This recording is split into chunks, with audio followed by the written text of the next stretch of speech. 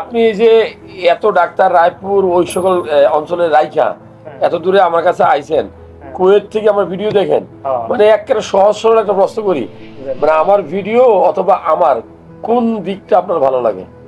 আপনার যে এই মানুষের যেভাবে কথা কইতেছেন ইয়ান্তনের রোগী আর অর্ধেক ভালো হয়ে যায়, ব্যবহারে রোগী অর্ধেক ভালো হয়ে যায়, মানে আর কিছু লাগবে না। আপনার কথা হলো যে আমি যে রোগীদের সাথে টুকটাক কথা বলি এটাই ভালো লাগে নাকি?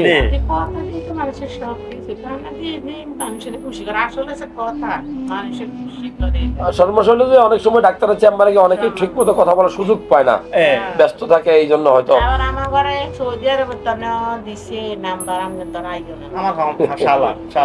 যাই হোক, আপনার প্রতি আমার একটা আবদার থাকবে, বিদেশে চলে যাবেন, ওখান থেকে যোগাযোগ রাখবেন, আর প্রেসারের ওষুধ খাওয়াটা বন্ধ রাখেন না, কারণ প্রেসারের ওষুধ অবহেলা করে চোখ করে ফেলতে পারে, আল্লাহ মাফ করুক, ঠিক আছে? এটাই আমার আপনার প্রতি আমার একটা মানে ভালোবাসার আহ্বান। ভালো থাকবেন, ঠিক আছে? আমি বুঝতাম কেমনে কোন তো, আর মাথা ঘুরাইব, চক্কর দিব, হ্যাঁ, আর কিছু বমি ভাব আইব, গুড। আর ইয়া এই গেডি ব্যথা করে না, এগুলা ঘাড়ের দিকে ব্যথা করে না?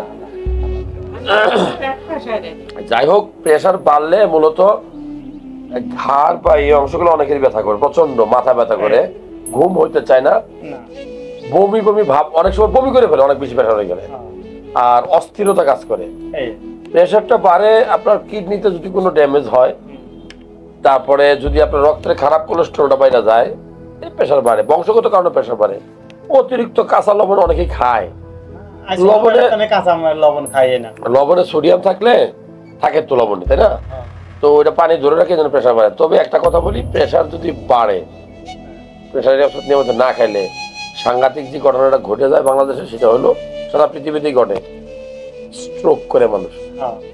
স্ট্রোক করলে প্যারালাইসিস হয়ে জীবনটা শেষ হয়ে যায়, অনেকে মারাও যায়। আগে 5 মাস আগে ওষুধ আনছি কুয়েতে স্যার, আমরা 18 তারিখে আমার ফ্লাইট আসি, সামনের মাসের 25 তারিখে ফ্লাইট আসলে জরুরি করে মালিকে টেলিফোন করছে চলিয়ে না।